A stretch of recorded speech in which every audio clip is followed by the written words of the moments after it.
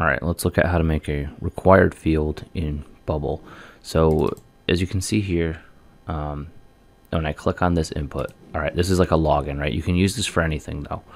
If you have something showing up on the screen and you push a button and you need these to be filled in for them to push the button, you can make it so those are required. So what happens here is when they push this button, it logs in using email and password.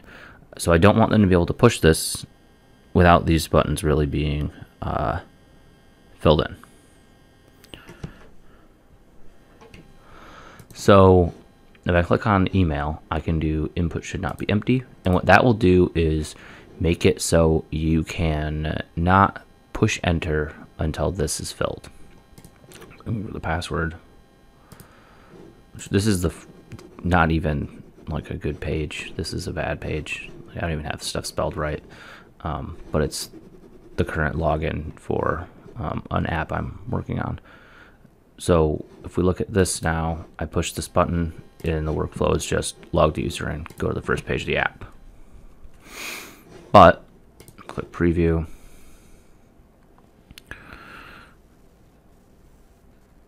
I can't really do anything. It highlights them for me, and that's automatic formatting. So like I didn't have to do anything that made anything conditional to make that happen. Bubble just automatically is going to do that and say, hey, these are empty. And then I put in an email.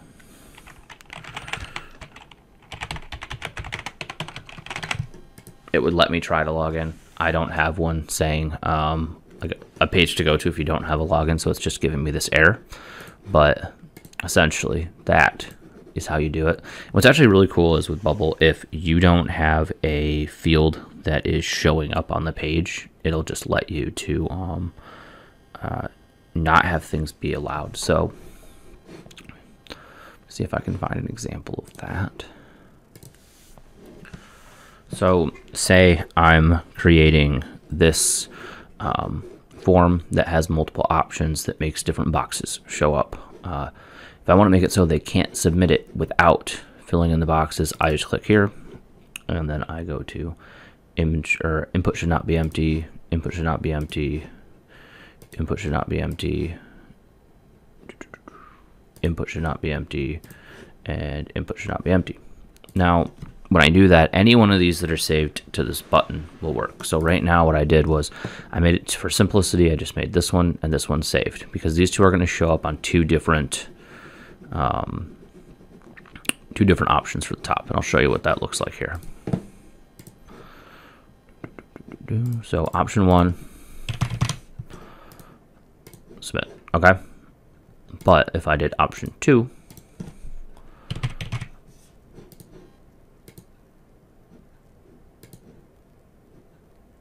do that, it'll be faster.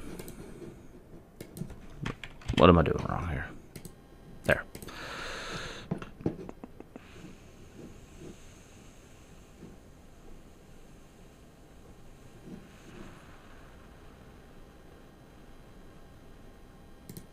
Let's do this one.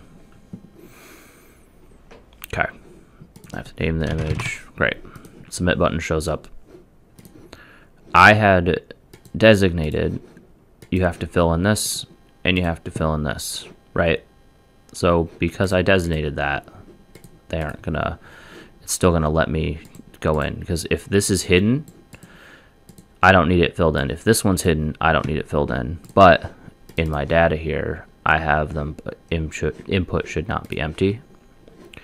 Important thing to note that's not in the other video that I made about creating this form is that these boxes are all like showing based on things that are happening and then disappearing. So you check this box, what state do you operate in, shows up. If I then switched back to option 1, this box went away.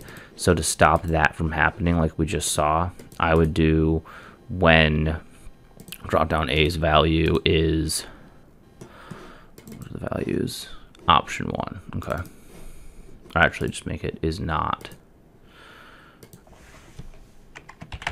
option 2.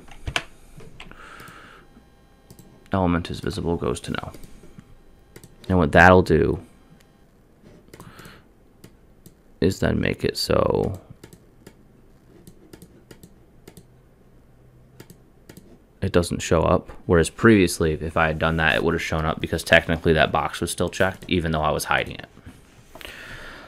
So that is how to make sure those are filled in, because if they're not filled in, it wouldn't let you submit.